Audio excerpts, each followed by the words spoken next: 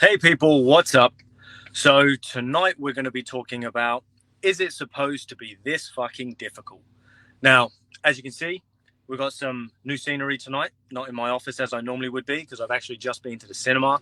As I realized, oh shit, I haven't done my live, I figured I'd jump on here now in the car.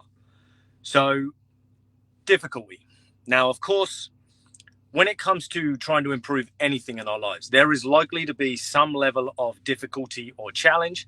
And that's, of course, because change is required, and change quite often is difficult because we get set in our ways and we have shit going on that's difficult to change. And often there is actually a part of us that doesn't want to change, let alone actually transform like we need to in the long run in order to make that change sustain.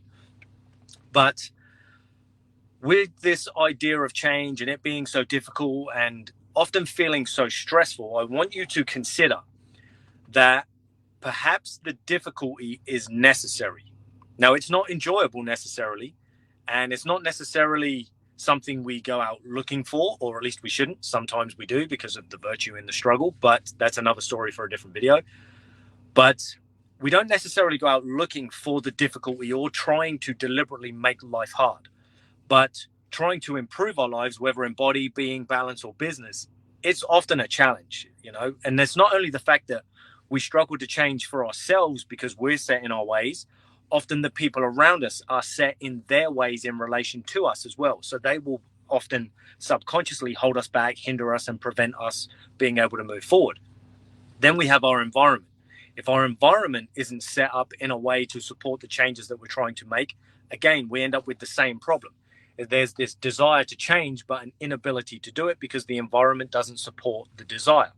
So unfortunately, we end up getting stuck quite often in the struggle. And then, like I say, we get to this point and we're just like, for fuck's sake, does it really have to be this difficult? Now, as I mentioned, I want you to consider that maybe it's a necessary part of the process. Now, what I mean by this is perhaps the difficulty is actually your rite of passage into not only the right to maintain or keep the result that you're after, but also your rite of passage into adulthood. Now, that might sound a bit like, you what, mate? I'm already a fucking adult. I'm 40 years old. I've got kids. I've got a wife and so on. Like, I'm an adult. What the hell are you talking about?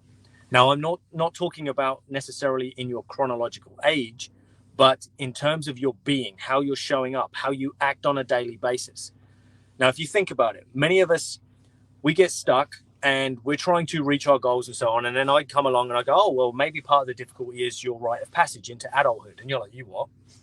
But many of us get up and we have cereal for breakfast, then we have fucking sandwiches for lunch, and then we have whatever our wife or mum cooks us for dinner in the evening. And then we expect to get results, or we hope to get results. And eating cereal for breakfast isn't a way to be healthy or to get lean or to get the results that we want. And of course, then eating sandwiches or fucking pasta salads every single day and stuff isn't a way to stay healthy either. So along with this idea of, oh, it's our rite of passage into adulthood, it's actually us developing the ability to take ruthless responsibility of self. Now, the reason there's a struggle is because there is a big win on the other side of it. It's not necessarily just a case of, oh, losing weight or, oh, now I've got a body that looks better and I feel a bit more confident on the beach. We're also looking at and considering the fact that I'm actually stepping into a new sense of being, a new way of being. I'm actually transforming who I've been so that I can actually achieve more in life. So yes, we're looking to transform our body so we're more comfortable and so we have more confidence and self-esteem and so on. But it's also giving you the ability to transform and elevate your relationship. Because if you have a better relationship with yourself, where you show yourself greater discipline, greater self-respect, it will automatically command more respect from your partner, from your friends, from your colleagues, and so on. Because it's like, oh, holy shit, this is somebody that looks after themselves. They show up for themselves. They have self-respect. And therefore, that automatically gives you the right, or gives them a sense of, I should treat this person with more respect. Now, of course, it doesn't always happen. You get some people that will disrespect you regardless. But it's much easier to disrespect somebody who clearly disrespects themselves than it is to disrespect someone who clearly shows up and looks after themselves. Somebody that knows what they're doing, somebody that's certain in their sense of self, and somebody that basically isn't going to take that kind of shit because we clearly see it in the way they show up for them. So it's not, as I say, just a case of, oh, well, I eat better now because I want a better body. And it's not a case of, well, it's difficult just because it's difficult. Maybe, as I say, this process is supposed to build you into something else, somebody else that can achieve more than what you currently have.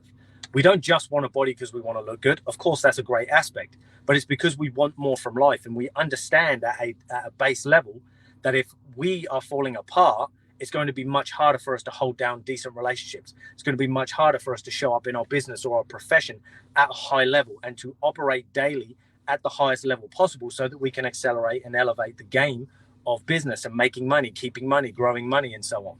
And then, of course, it's a case of, well, if within my being I have a sense of purpose and a sense of direction or a goal or a target that I'm aiming for, the better I take care of myself, the more likely I am to be able to chase that thing down without it burning me out.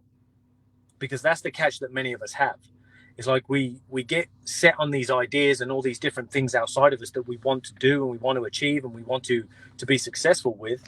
But quite often what happens is we show up for those things at such a high level relative to the level that we're not showing up for ourselves because, we're not important in this grand scheme of things. We're always at the bottom of our own to-do list. So we show up so well for these other things that we leave very little for self. So we're getting worn out, tired, broken down. So then whenever we do try to do anything, it feels even harder than it really is because we're already worn out, tired, and broken down, which of course then just compounds the issue.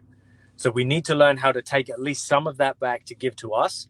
And that doesn't mean it's going to be easy because it is a difficult process. But as I say, this process is building you into a new version of you. It's building you into something and someone else that's able and capable to achieve more in all areas of life, not just in your body. That's the foundation. That's the vessel that we get to move around in on a day-to-day basis. It's our vehicle for life and achieving all the other things that we want across those other domains. But it's not just about that. It's about expanding and elevating life across the board, which is why I always talk about the idea of, or the fact that we need to be stronger than life.